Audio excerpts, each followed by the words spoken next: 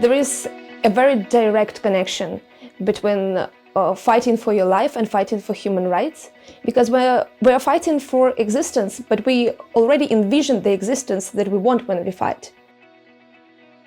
We're already preparing for what are we going to do when all our territory is going to be deoccupied, because our victory is not a question of if, it's a question of when.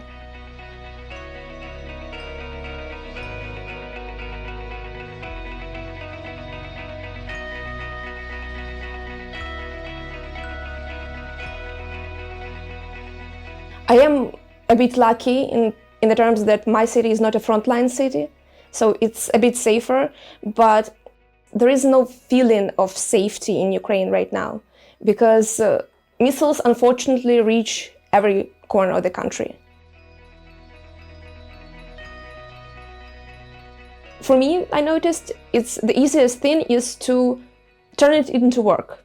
When I see news about a new civilian building destroyed completely, or a new crime that was committed in the occupied territories, I just get down to it and I try to analyze it from a legal perspective, because I'm a legal analyst and it's the easiest thing for me to do, to process it in a rational way.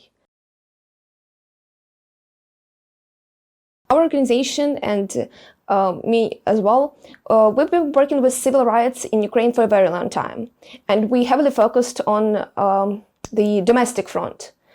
But with the full-scale invasion, we also had to adjust to the new challenges. So we started documenting war crimes, crimes against humanity. We started advocating for every possible avenue of accountability, so that people get justice. Those who were affected and their rights were violated, they get justice, and the perpetrators are brought to account.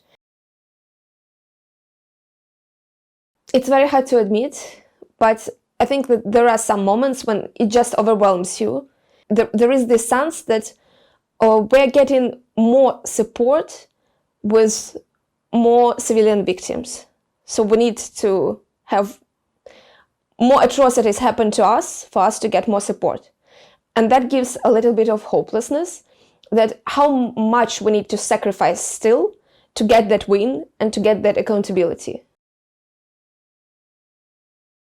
Ukrainian society is very resilient. And when you see people react to new attacks on infrastructure, the power cuts with, okay, I'm going to donate to our army more. I'm going to send more money for the drones to protect us, for the anti-missile systems to protect us. That still gives you hope, because when you get a moment of hopelessness, there is someone else who is full of hope at the moment, and that helps you as well. For me personally, I think it is a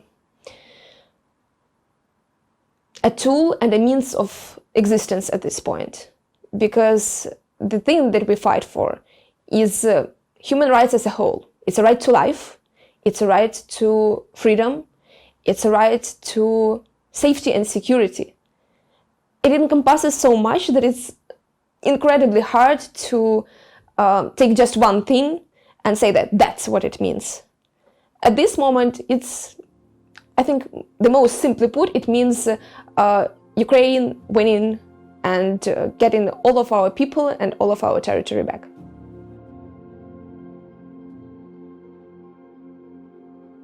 Is the world where we no longer have to fight for human rights, because we have them, and even if something happens to threaten them, there is already a system in place that does not allow that violation and those atrocities to happen at all.